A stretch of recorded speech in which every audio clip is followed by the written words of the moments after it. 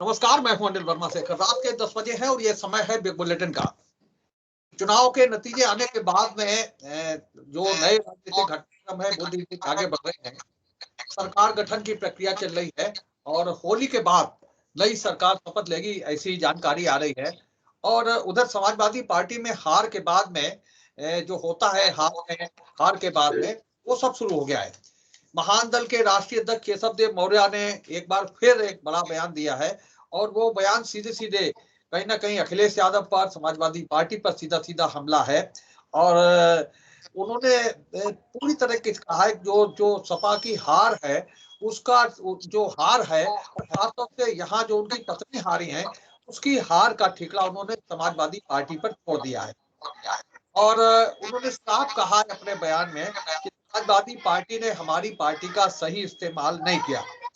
स्वामी प्रसाद मौर्य पर अधिक भरोसा करते रहे, जिन्हें भाजपा के लोगों ने ही सपा में भेजा। ये उनका आरोप है कि स्वामी प्रसाद मौर्य को भाजपा ने ही सपा में भेजा था।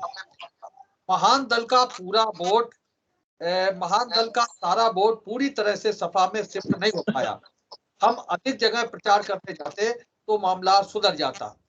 समाजवादी पार्टी के राष्ट्रीय अध्यक्ष ने राजभर को हेलीकॉप्टर उपलब्ध कराया, जबकि हमको हेलीकॉप्टर उपलब्ध नहीं कराया। हेलीकॉप्टर उपलब्ध नहीं कराया, इस वजह से चुनाव प्रचार करने हम नहीं जा पाए। और सीधे सीधे मौर्य बनाम मौर्य की लड़ाई है।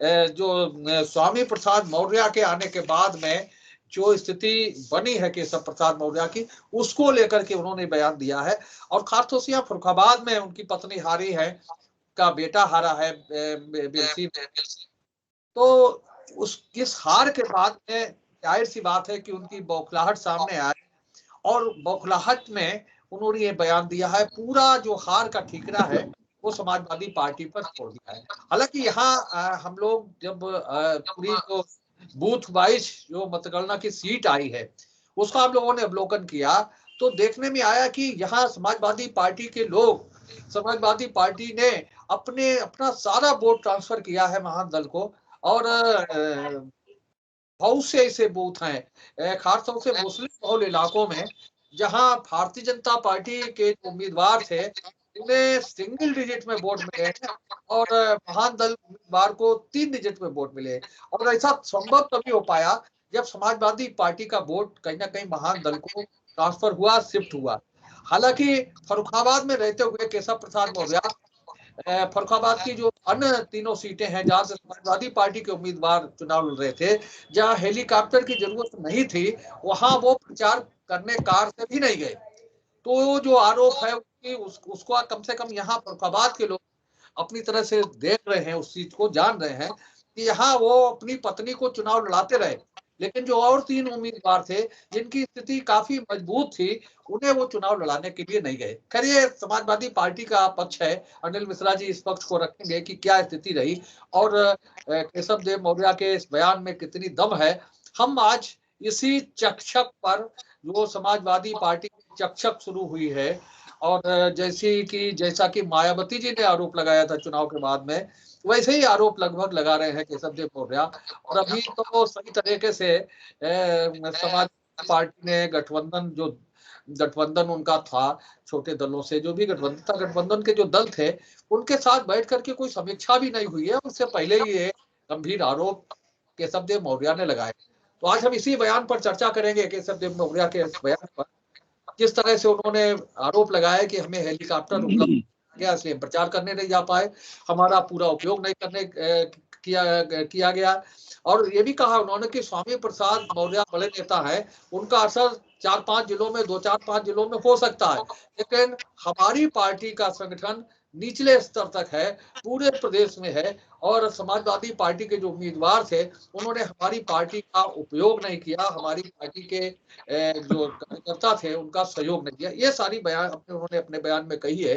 और पिछले 2-3 दिन से हम लोग देख भी रहे हैं कि जिस तरह से बयानबाजी चल रही, चाहे राजभर साहब बयान दे रहे हो, चाहे केशव देव मौर्य बयान दे रहे हो, चाहे स्वामी प्रसाद मौर्य बयान दे रहे हो, आकर के जो भी खड़ा होता है उसे बयान देना शुरू हो जाता है। निश्चित रूप से ये समाजवादी पार्टी के लिए कहीं ना कहीं गले की हड्डी बनेगी, जो बयानबाजी जिस तरह से ये नेता कर रहे हैं।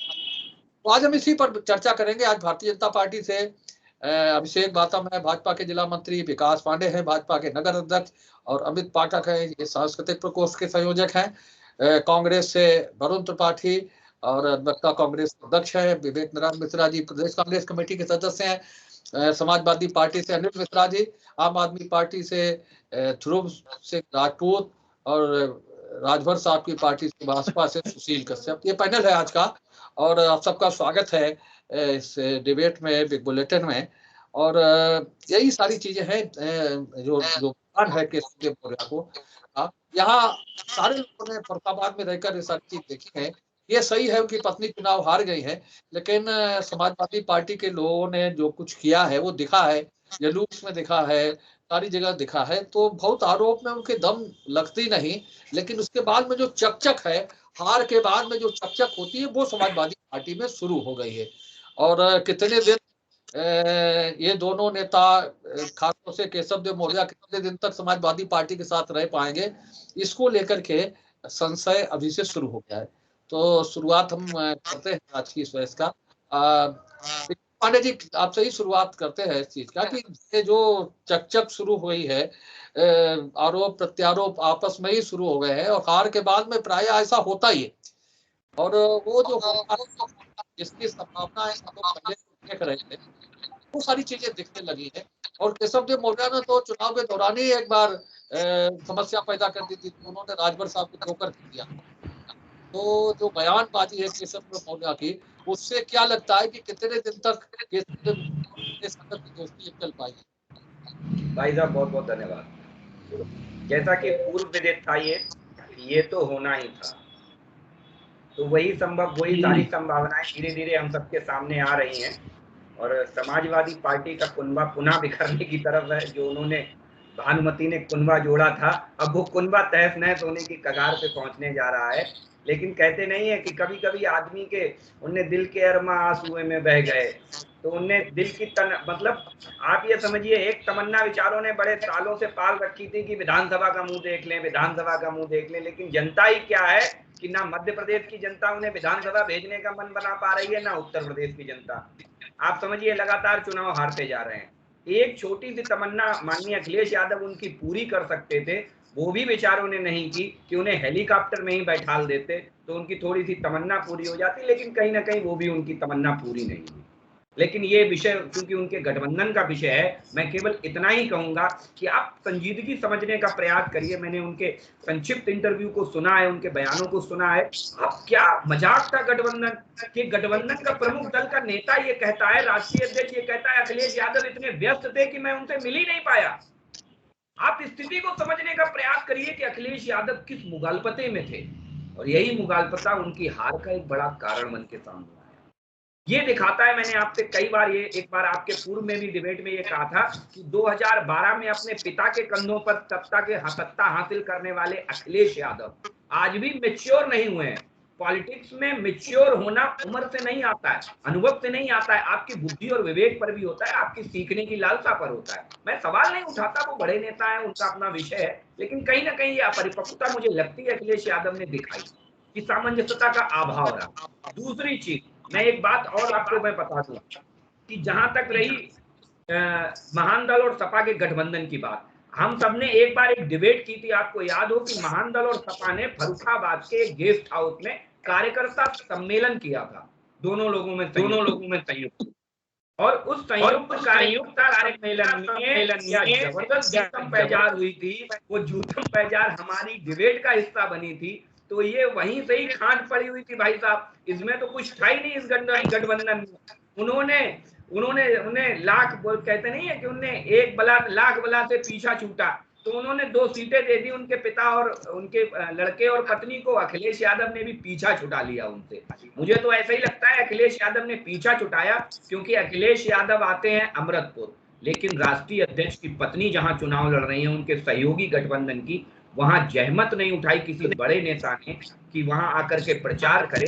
ये दिखा रहा था कि अखिलेश यादव को मौर्य वोट और शाक्य वोट की बहुत जरूरत दिख नहीं रही थी। मुझे लग रहा है कि कहीं ना कहीं वो इस वोट को लेकर के बहुत आशान्वित नहीं थे।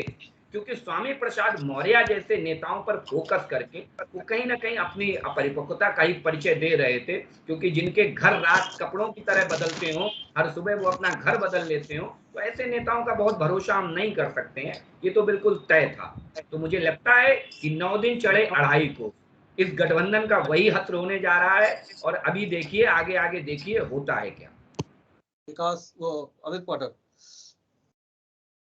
शेखर भाई, मैं पूर्व में भी कह चुका था कि जिस तरीके से अखिलेश जी ने ये कुनबा जोड़ा था, और इस कुनबे में जैसे ही समाजवादी पार्टी हारेगी, कुनबे में लड़ाई निश्चित है। अभी शुरुआत केशव देव मौर्य ने की, आगे राजभर भी करेंगे, और स्वामी प्रसाद मौर्य को अगर करहल से नहीं लड़ाया गया तो वो भी इसी तरीके के आपको बयान सुनने में आएंगे। रही बात समाजवादी पार्टी की, तो हमारे प्रवक्ता ने सारे विषय को स्पष्ट से रख दिया, और जिस तरीके से अखिलेश जी अमृतपुर आते हैं और अपनी जनसभा में कहते हैं कि विशेष तौर पर मैं अमृतपुर वासियों से कहने आया हूं, यानी कि उन्हें सिर्फ अमृतपुर सीट की चिंता थी, फर्रुखाबाद की सीट की चिंता नहीं थी। रही बात समाजवादी पार्टी का संगठन, तो भारतीय जनता पार्टी के मुकाबले समाजवादी पार्टी का संगठन कहीं था ही नहीं, इनकी महानगर कमेटी नहीं थी। तो केशव देव मौर्य ने किस परिस्थितियों में कहा, क्या कहा, लेकिन उन्हें हार से ये सबक लेना चाहिए कि अब समाजवादियों का वो सपना बहुत कोसों दूर चला गया है चुनाव जीतने का।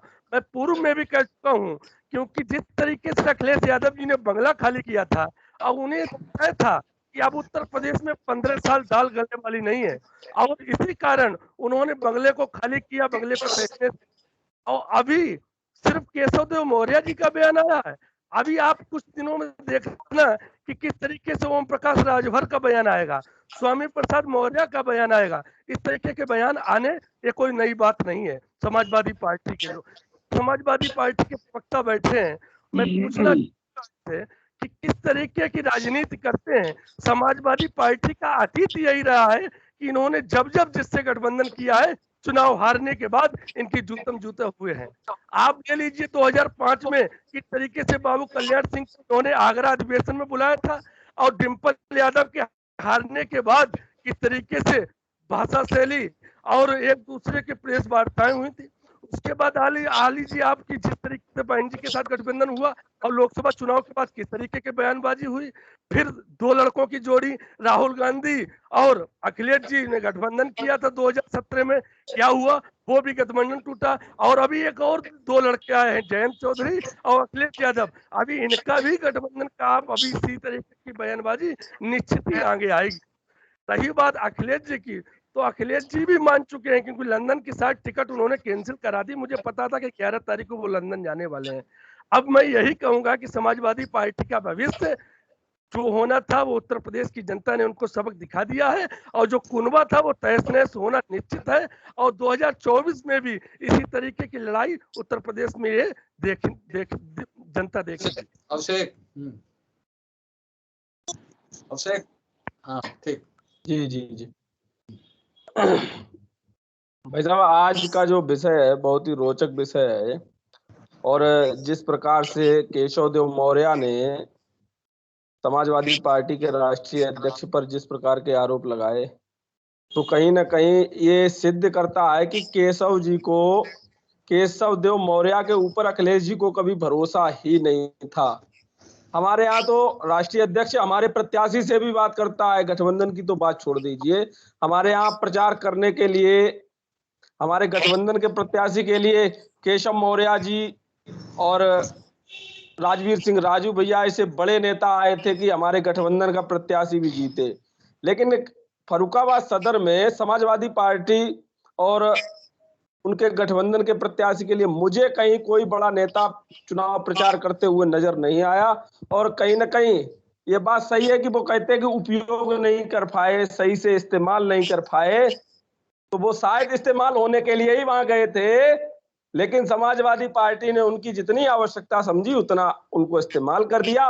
और अभी ये गठबंधन बहुत ज्यादा दिन तक चलने वाला नहीं है। ये गठबंधन अभी 15 से 20 दिन के अंदर देख लेना इस गठबंधन से किस प्रकार के बयानबाजी हो, और किस प्रकार के जो अखिलेश जी ने बड़ बोले नेता एकत्रित किए थे, बड़ बोले इनके बड़े बड़े बयान आते थे।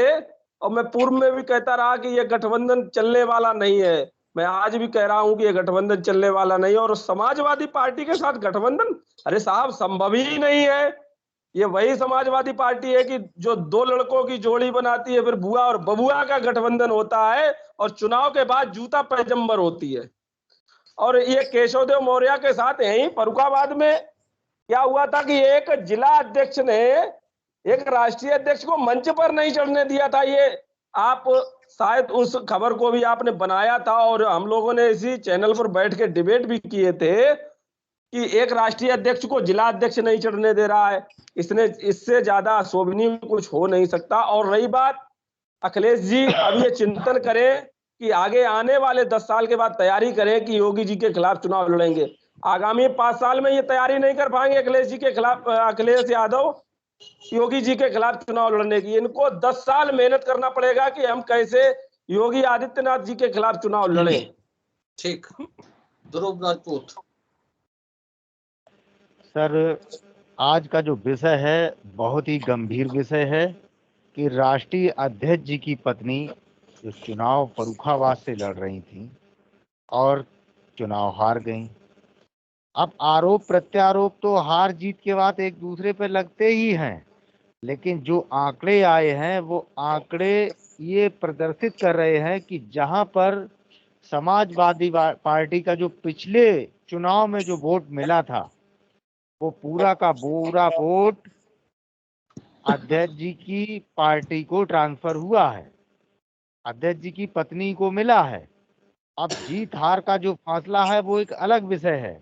आरोप तो लगता है, ये मैंने पूरा डाटा देखा है कि जहां पर अभी हमारे पूर्व में वक्ता ने बताया है कि जहां पर मुस्लिम बाहुल्य क्षेत्र था या यादव बाहुल्य क्षेत्र था, वहां पर पूरा का पूरा समाजवादी पार्टी का वोट वो उनके प्रत्याशी, गठबंधन प्रत्याशी को गया है। वहां पर बीजेपी डबल डिजिट में भी नहीं पहुंची है।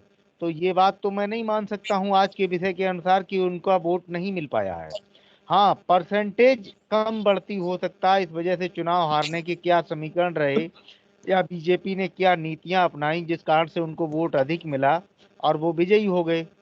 जीतने के बाद सभी ये कहते हैं कि हमको सबका वोट मिला, सब बातें होती हैं, लेकिन ये चुनाव हारना एक गंभीर विषय है क्योंकि अध्यक्ष ने बहुत उम्मीद करके यहाँ से टिकट मांगा था और टिकट उनको मिला, लेकिन चुनाव नहीं जीत पाई। लेकिन जो अभी हमारे पूर्व में वक्ता ने बताया जूता और पैजम्बर की बात जो कही है, जरा पीछे कुछ समय पहले देख लीजिए, उनके ही एक सांसद ने पूरी मीटिंग में, भरी मीटिंग में जो है एक विधायक जी को 1 मिनट में इतने जूते मारे, इतने तो मशीन से भी नहीं, कंप्यूटर भी नहीं मार सकता है। तो ये चीजें एक दूसरे पे आरोप लगाना एक विषय होता है, लेकिन कुछ चीजें अपने आप में भी कि जिनके कांच के घर होते हैं वो दूसरों पे पत्थर नहीं फेंकते, ये चीज जायज है। और राजनीति में कहते हैं कि सब जायज है, लेकिन ऐसा नहीं है। रही हमारी पार्टी की बात, आम आदमी पार्टी की बात, हम जहां पर लड़ते हैं मुद्दों के साथ लड़ते हैं और मुद्दे की बात की है हमने, जाति धर्म भेदभाव की कोई बात नहीं की है। और जहां पर हम विजयी होंगे वहां विपक्ष बिल्कुल नहीं होगा। दिल्ली देख लीजिए, पंजाब देख लीजिए, आने वाला जो अगला चुनाव होगा वो भी हम आप देखेंगे, मुद्दों के साथ बात करेंगे, मुद्दों के साथ लड़ेंगे और धर्म और जाति की राजनीति नहीं करेंगे। ठीक है, सुशील। सुशील जी भाई साहब, बहुत बढ़िया विषय है, बहुत अच्छी बात है। भाई साहब, अभी सब लोग बोल रहे थे भारतीय जनता पार्टी के हमारे प्रवक्तागण कि माननीय ओमकार राजभर जी ही ऐसे ही जो स्टेटमेंट देंगे।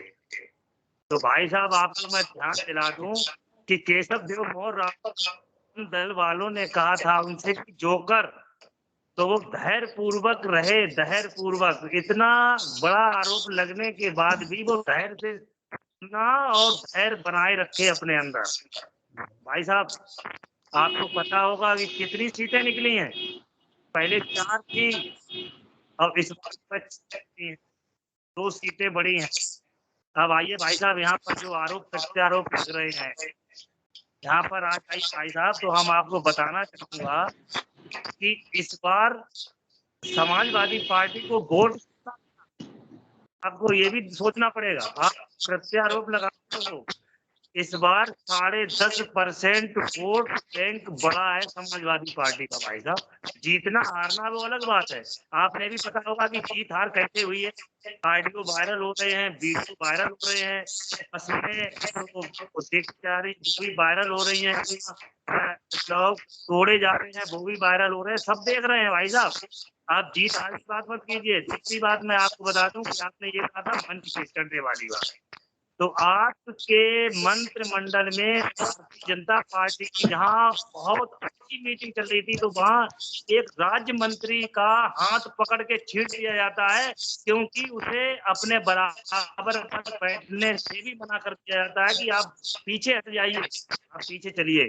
इतना तो भारतीय समाजवादी पार्टी में नहीं होता है कि सब लोग बराबर पर बैठने वाले लोग हैं। और माननीय ओम प्रकाश राजभर जी बराबर में बैठते हैं, बराबर की बात करते हैं, वो सुनते नहीं है, सुनते सबकी हैं और करते मन की हैं। तो राजभर वोट जो भी हमारी राजभर पार्टी का जो भी वोट था, जितना भी था, 100, 200, 500, 1000, 2000, 10,000, जितना भी, मैंने आकलन नहीं कर रहा हूँ, इतना वोट है। भाई साहब, समाजवादी पार्टी में डिवाइड हुआ था और हमने करवाने की कोशिश की थी, और वोट बैंक इसी कारण से बढ़ा था कि आपके प्रतिनिधि भारतीय जनता पार्टी टूट गए थे उस टाइम पर जब वोट खुल रहे थे। तो आप बैलेट पेपर के आप पेपर जब भाई साहब खुल रहे थे तो हम 190 क्रॉस कर गए थे, लेकिन ईवीएम जब खुली तो हम नीचे आ गए। उसमें आपने भाई साहब भारतीय जनता पार्टी ने कोई तीर नहीं मारा है। आने वाले समय में देखना, 2024 में पता लगेगा। और गठबंधन टूटने की बात नहीं भाई साहब, गठबंधन सोहेल देव भारतीय समाज पार्टी का गठबंधन 2024 तक ऐसा ही रहेगा, आप ये भी देख लेना। भाई साहब देखिए राजनीति में साहब कुनबा जोड़ना पड़ता है। कभी कभी विपरीत विचारधारा की पार्टियों और दलों से साहब गठबंधन करना पड़ता है, और आरोप प्रत्यारोप होते हैं जब जो दल हारता है और उसके सहयोगी दल जितने भी छोटे मोटे दल हैं उसमें इसी तरीके का मामला होता है। ये कतई कोई छुपा नहीं है, ये हर दल के अंदर है। दूसरी चीज आप देखिए कि केशव देव जी वाला जो मामला है, उनकी पत्नी यहाँ से जो चुनाव लड़ी, सपा का वोट गया, और अगर वोट ना गया होता, सत्यता ये है कि जिस हिसाब से उन्हें वोट मिला वो बड़ी मात्रा में वोट मिला। हार जीत होती है, हमारा भी दल हारा, मैं स्वीकार करता हूं, लेकिन इतनी जल्दी इस तरीके की भाषा शैली उन्हें शोभा नहीं देती, क्योंकि ये पूर्व में भी इनका आचार विचार इसी और शिष्टाचार इनकी यही शैली है साहब। तो आप आरोप लगाते हैं, आप देखिए धरातल पे हुआ क्या है, सत्यता देखिए कि आपको वोट कैसा मिला, किस परसेंटेज में मिला। तो इन सब चीजों को नकारते हुए कहीं ना कहीं उन्होंने जल्दबाजी की है। और पूर्व में भी ये छोटे दल इसी तरीके के जिन सरकार बड़ी बड़ी पार्टियों के साथ रहे, वहां इन्होंने इसी तरीके से साहब जो है इसी टाइप की भाषा शैली का इस्तेमाल किया। पूर्व में हमने देखा कि किस तरीके से साहब स्वामी प्रसाद मौर्य जी हो या राजभर जी हो भाजपा के साथ रहे, तो भाजपा में भी इसी तरीके का इन लोगों ने गदर मचाया। तो अब यहाँ आए हैं तो सपा में हार हुई है और अखिलेश जी की पार्टी चुनाव हारी है, तो वहां भी क्योंकि इनके अपने निजी स्वार्थ हैं, उन्हीं स्वार्थों की पूर्ति के चक्कर में जो इनकी स्वार्थ इनके पूरे नहीं हुए, उसी वजह से आपसी मतभेद है और उन्हीं पे आरोप प्रत्यारोप का ये दौर चल रहा है। विवेक जी देखिए, ये जो उत्तर प्रदेश की हमारे सारे सम्मानित वक्ताओं ने करीब करीब सभी बातें कही दी हैं, तो अब कुछ कहने को इसमें खास नहीं है। लेकिन एक बात जो लगती है शेखर जी कि पिछले 32 सालों में जो उत्तर प्रदेश में जाति और धर्म की राजनीति हुई, तो इसमें जो एक संतुलन था, जो एक पर्दा रहता था, पहले भी पार्टियों में नेता रहते थे कि ये फला जात का प्रतिनिधित्व कर रहे हैं, ये फला जात का प्रतिनिधित्व कर रहे हैं, लेकिन वो जो एक संतुलन, एक पर्दा रहता था, वो 32 सालों में भाजपा समेत सारी पार्टियों ने तार तार कर दिया। अब देखिए इन 32 सालों में क्या एक परिवर्तन आया उत्तर प्रदेश में कि अब जातियों की पार्टियां बन गई। पहले ऐसा नहीं होता था। ये पहले इस तरह की बात ज्यादा पर्दे के पीछे रहती थी, लेकिन हम कहीं कहीं हम उत्तर प्रदेश की जनता भी इसमें दोषी उतनी है कि उन्होंने इस धर्म की राजनीति को बढ़ावा दिया। और आज ये जब जातियों की पार्टियां बन गई हैं तो उनके अपने अपने सबके स्वार्थ भी हो गए, अपने अपने सबके हित हो गए। और जब हित कहीं से पूरे नहीं होते हैं तो इस तरह के जो ये मौके परस्त वाले जो गठबंधन होते हैं उनमें ये चीजें बड़ी लाजमी है, कोई ये नई बात नहीं है। आप देखिए उन्होंने बड़े हौसले के साथ, बड़े भरोसे के साथ गठबंधन किया, अपनी पत्नी को लड़ाया, सब बातें करी, लेकिन हर आदमी का सपना होता विधायक बनने का या सत्ता में हासिल करने का, वो नहीं पूरा हो पाया। और उसके बाद उन्होंने किया, तो ये एक वजह लगती है। दूसरा ये है कि क्षेत्रीय दल हैं, इनको आगे लोकसभा के चुनाव से ज्यादा लेना देना नहीं है। इनकी तो सारी दुनिया एक क्षेत्रीय उसमें है, विधानसभा तक सीमित है। तो ये थोड़ा सा अगर संयम बरत सकते थे कि 2024 में अभी लोकसभा के चुनाव हैं तो उसमें हम थोड़ा सा देखें, उसमें हम चुनाव लड़ेंगे लोकसभा का, तो वो चूंकि इन क्षेत्रीय पार्टियों का चूंकि एमएलए तक सीमित रहता है तो इसलिए ये शायद अपना संयम नहीं रख पाए और इस तरह की बातें कर दी हैं। बाकी उन्होंने किस संदर्भ में कही है क्या है, ये एक अलग का विषय है ये। और इस तरह की चुनाव के बाद की चीजें कोई ऐसी अनहोनी बात, नई बात नहीं है। इसको बैठ के ये उनका अपना मुद्दा है, राष्ट्रीय अध्यक्ष जी किस तरह इसको लेते हैं और आगे वो रणनीति क्या तय करते हैं और मौर्य जी आगे क्या रणनीति तय करते हैं। अभी तो लोकसभा के चुनाव आगे हैं, तो इन सब चीजों में थोड़ा जो उन्होंने कुछ कहा है तो इसके बारे में बस यही है कि इन जातियों की जो राजनीति है वो इसकी ज्यादा दोषी है। अनिल मिश्रा जी।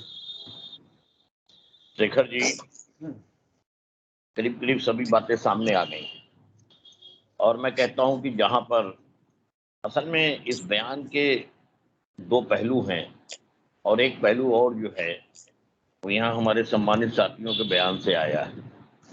तीन पहलुओं पर विचार विमर्श हो जाए। एक तो नीतिगत पहलू है, जो बयान दिया गया उसके एक हिस्से के ऊपर जो है वो नीतिगत फैसले होंगे वहां पर प्रदेश में, और क्या फैसले होते हैं ये बात की बात है सामने आते हैं। समाजवादी पार्टी ने स्थानीय स्तर पे मदद की नहीं की।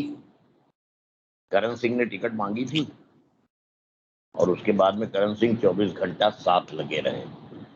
मोहम्मद उमर ने टिकट मांगी थी, मोहम्मद उमर 24 घंटा साथ लगे रहे।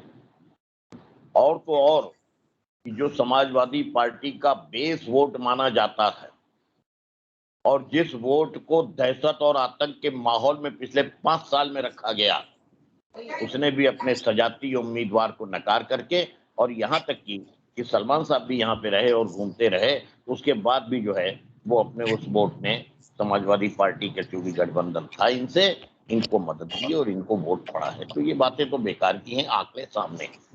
हाँ, एक पहलू और है कि चूहे को हल्दी की गांठ मिल गई तो वो पंसारी हो गया। मुझे उम्मीद है कि शायद पहला राउंड है तो इसलिए मेरी बात जो है वो थोड़ा सा खराब भी लगे तो सुन लेंगे, उसके बाद में जवाब दे देंगे। उम्मीद तो मुझे यही है।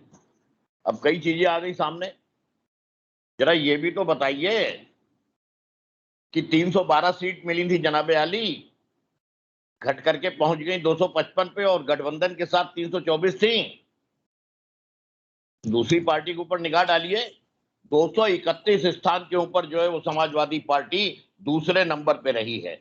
आंकड़े में कहीं पे हम पीछे हुए हों, 5 लाख वोट के अंतर से हम सरकार न बना पाए हों, हौसले में हम पीछे नहीं हुए, इसलिए चूहों को जो है वो कहीं पे पंसारी नहीं समझना चाहिए। मैंने क्यों कहा इस बात को कि कई दफे इसके बीच में सामने आया। हम आज भी जब कहते हैं तो हम कहते हैं योगी आदित्यनाथ जी जो हमारे माननीय मुख्यमंत्री हैं, लेकिन हम ये सुनना नहीं पसंद करते कि अखिलेश यादव। तो अगर हम भी कहेंगे आदित्यनाथ आदित्यनाथ तो वो मन मुटाव का कारण बनेगा। मैं चाहता हूं कि डिबेट में जो है कुछ वैचारिक विचार विमर्श सामने आए, लेकिन कैसे आए सामने? बात तो यहाँ भी बुजुर्गों की और लड़कों की हो जाती है। वहां कही गई कि साहब 2 लड़के। अरे भाई वो 2 लड़के हैं, लेकिन वो 2 लड़के जब भी इकट्ठे हुए वो 2 लड़के बाहर वालों से लड़े।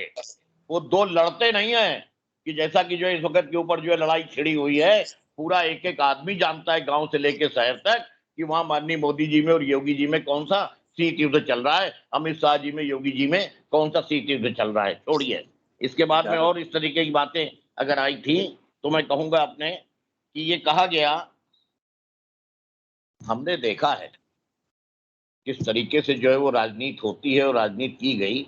हमने तो इसी उत्तर प्रदेश में, लखनऊ में प्रधानमंत्री की गाड़ी के पीछे मुख्यमंत्री को दौड़ते दौड़ते देखा है। इतिहास नए नए बने हैं। यही देखिए, अपने हार की चिंतन मत करिए, आप यही देखिए और दूसरों के घरों पर आप बीच में ना बोलिए, और वरना डिबेट से जो है अपने नहीं डिबारे सुनिए, आपका गुलाम कोई नहीं है। डिबेट से हम बाहर हो लेंगे इजाजत नहीं करके।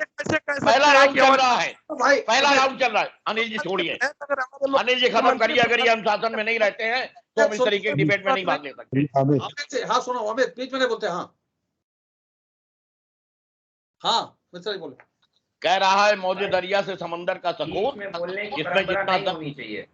बीच में बोलने की परंपरा नहीं होनी चाहिए। जो पहला नहीं हुई थी, खामोशी से सुना था हमने। दूसरे में भी बचना चाहिए, सबको बचना चाहिए। तो मेरी समझ में जो है वो अपने सब बड़े विश्लेषक इकट्ठे हैं, पूरी बात हो गई है। कह रहा है मौजे दरिया से समंदर का सकून, जिसमें जितना ज़र्फ है उतना ही वो खामोश है।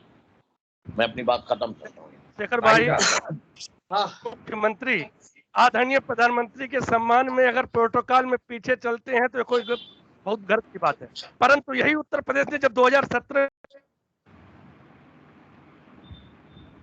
का था, इस पर समाजवादी पार्टी के प्रवक्ता क्या कहेंगे? इसी उत्तर प्रदेश ने देखा कि एक भतीजा अपने चाचा को बेइज्जत करते पार्टी से निकाल देता है, उस पर समाजवादी पार्टी के प्रवक्ता क्या कहेंगे? आज उसी चाचा को समाजवादी पार्टी में लेकर, आज उसी चाचा को प्रसपा का विलय लेकर प्रदेश अध्यक्ष बनाने की बात चल रही है। जब देख लिया कि हमारी जमीन खिसक गई है उत्तर प्रदेश में, जमीन से जुड़े करना चाहता, मैं कटुता नहीं बढ़ाना चाहता, बात नहीं करना चाहता, स्तर से गिर के बात नहीं करना चाहता। क्षमा करें, क्षमा करें।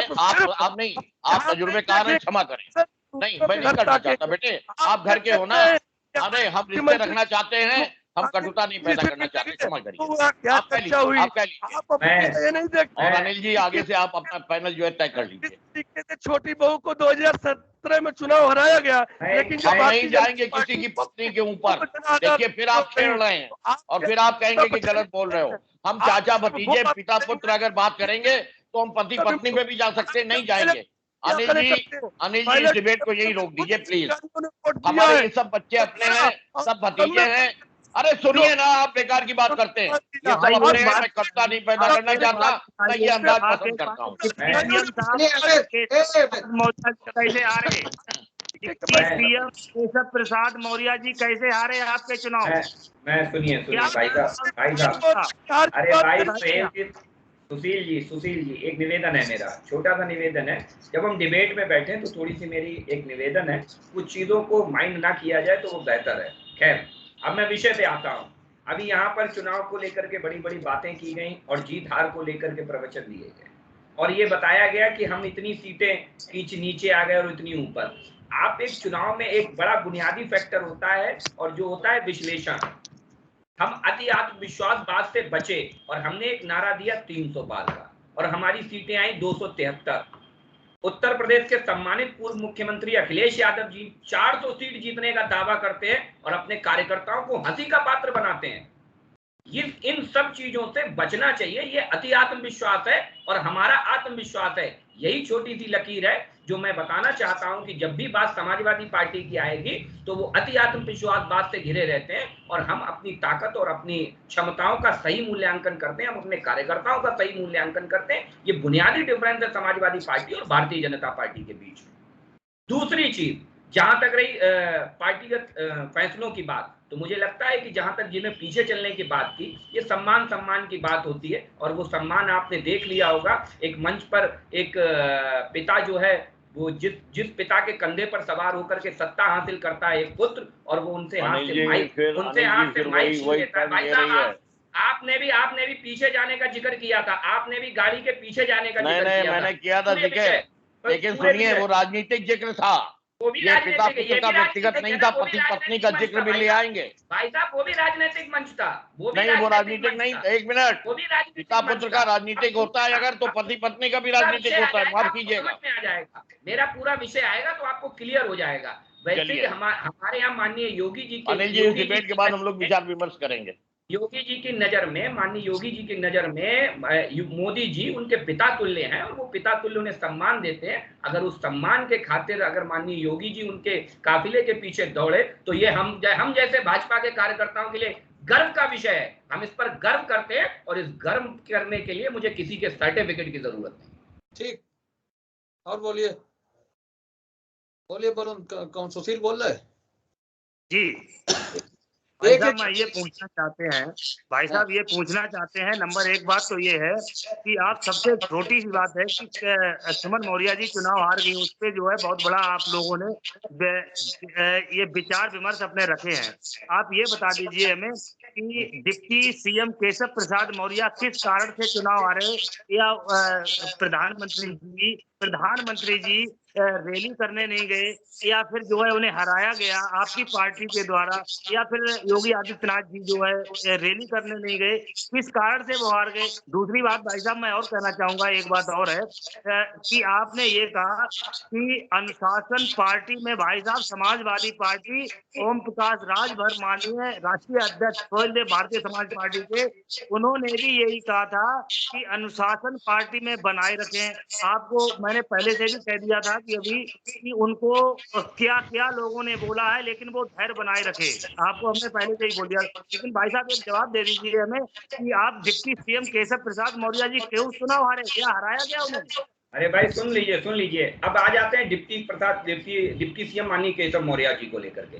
आप बुनियादी फर्क समझिए कि वो एक चुनाव हारते हैं और उत्तर प्रदेश में 273 सीटें जितवाने का काम करते हैं माननीय केशव प्रसाद मौर्य जी। ये फर्क है आपके स्वामी प्रसाद मौर्य, आपके महान दल के नेता केशव देव मौर्य और डिप्टी सीएम केशव प्रसाद मौर्य में। ये वो फर्क है जिसकी वजह से वो अपनी सीट कुछ अंतर से हार जाते हैं, लेकिन वो पूरे उत्तर प्रदेश में सरकार बनाने का मार्ग प्रशस्त करते हैं। आप तो अपनी सीटें नहीं बचा पाए और उत्तर प्रदेश आप सुन लीजिए भाई साहब, आपके तो सारे बड़े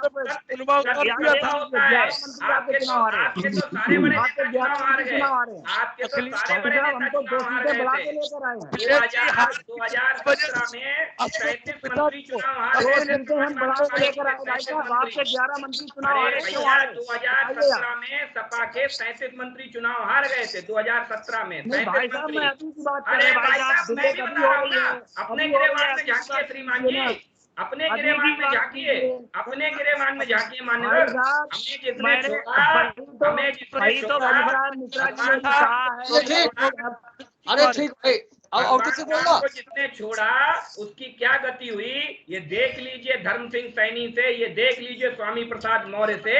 ये आपको दिखाई दे जाएगा आने वाले दौर में कि भगवान राम को पकड़े रहिए, आप तर जाएंगे। आपने तो भाई साहब बहुत ज्यादा जो है विकास कराया ना, 11 मंत्री आपके हारे। विकास कराने का मतलब ये है भाई साहब, मंत्री तभी आ रहे हैं, तभी विकास के नाम पे मंत्री आ रहे हैं। आप तो 400 सीटें जीत रहे थे, अखिलेश यादव 400। आप हमें जवाब दीजिए, आप जवाब और दे दीजिए भाई साहब। मैं आपसे आप पेपर से चुनाव जीते थे, आप बता दीजिए बैलेट पेपर की जो गिनती हुई थी, आप चुनाव जीत गए थे उनसे। बैलेट पेपर में आप कितने पीछे थे? अरे पेपर पे अगली बार मेरा निवेदन है। अरे रुको भाई, बयान पे हम लोग चर्चा कर रहे हैं, और किसी बोलना, बोलिए जल्दी, वरुण बोलना, वरुण जी, आप विवेक जी बोलना। जी देखिए, ये जो भारतीय जनता पार्टी के लोग जितना उत्साह से बोल रहे हैं, तो इनको भी देखना चाहिए कि सीटें आखिर कम हुई हैं तो उसको स्वीकार करें। इस कोई डिबेट का मुद्दा नहीं है, ये सीटें कम हुई हैं, 11 मंत्री हारे हैं और इनके उप मुख्यमंत्री हारे हैं, मुख्यमंत्री हारे हैं। तो ऐसा नहीं है वोटों का परसेंटेज नहीं बढ़ा है। तो उसके अलावा ये कई हमारे यहाँ बूथ कन्नौज में ऐसे रहे जहाँ पे भाजपा को 0 वोट मिले हैं, कुछ पे बिल्कुल ना के बराबर वोट मिले हैं। तो ये सब चीजें स्वीकार करनी चाहिए, ये नहीं कि सारा कुछ अच्छा ही रहा है। तो इन चीजों को भी स्वीकार करिए ये। और आगे अब आपका इम्तिहान है। अब आप अपनी कार्य योजना सामने लाइए कि आप क्या करेंगे महंगाई के लिए, बेरोजगारी के लिए क्या करेंगे। अभी होली आ रही है, एक एक सिलेंडर घर पहुंचने की बात, उसके बारे में बताइए कि वो कब पहुंचेगा, 2 दिन रह गए हैं। तो अब इन चीजों के बारे में जनता ने आपको मौका दिया, सारी चीजों को बुला के आपकी बात को माना है, तो जनता के लिए क्या करने जा रहे हैं उस पर गौर करिए। बाकी जो कमियां रह गई हैं उनकी समीक्षा भी करिए। चलिए मिश्रा जी बताइए, फाइनल बोलना मत अमित भाई, थोड़ा सुन लो। नहीं, हो गई बातचीत तो सामने हाँ। आ गई, एक एक पहलू सामने आ गया, पूरी स्थिति सामने स्पष्ट हो गई है। बस इतना जरूर है कि मैं एक अनुरोध जरूर करूंगा कि इसमें हम दूसरों की मर्यादा का और गरिमा का ख्याल रखें और दूसरे भी मर्यादा गरिमा का ख्याल रखें। खाली हाथ फटकार करके और बाहें समेट करके नहीं होती है राजनीति, और होती है तो दूसरा भी जानता है, उसका जवाब देता है। मेरे पारिवारिक संबंध में सबसे मैं पुनः अनुरोध कर रहा हूँ, इसलिए अब आगे कुछ नहीं कह रहा हूँ। चलिए ठीक, चलिए आज की इस बिग बुलेटिन की इस बहस को यही समाप्त कर रहे हैं। आप सबको, अपने दर्शकों को, अपने पैनलिस्ट को, सारी टीम को, भाजपा, सपा, कांग्रेस, सुभाषपा, आम आदमी पार्टी, सभी को होली की बहुत बहुत शुभकामनाएं। होली के बाद हम लोग फिर मिलेंगे इसी बिग बुलेटिन में, इसी समय, इसी चैनल पर। तब तक के लिए इजाजत दीजिए। आप सभी को, आप सबको भी होली की बहुत बहुत शुभकामनाएं। धन्यवाद। प्रसन्न रहो बेटा, प्रसन्न रहो। राम दादा, प्रसन्न रहिए जी भाई साहब, प्रणाम। प्रसन्न रहे। अमित जरा थोड़ा सा अंदाज बेटे अपना जो है सही। सब आप लोग आप